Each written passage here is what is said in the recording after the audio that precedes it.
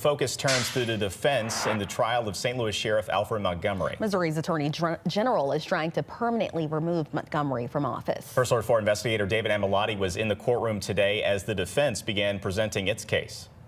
In the first 4 days of this trial, we've seen both sides make their way through more than 24 witnesses. Remember, the Attorney General's office has the burden of proof.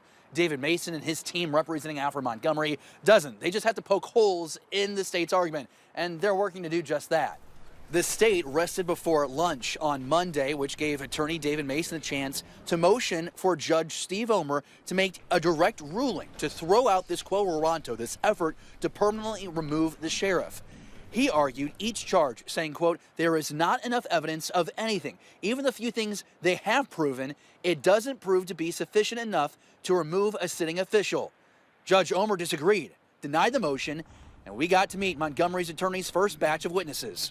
There was this odd moment in court Monday where one of Montgomery's attorneys was questioning a witness on stand and then started bringing up a burner phone, alleged burner phone. That has something to do with Alfred Montgomery's federal case, something Judge Steve Omer says has nothing to do with this state case.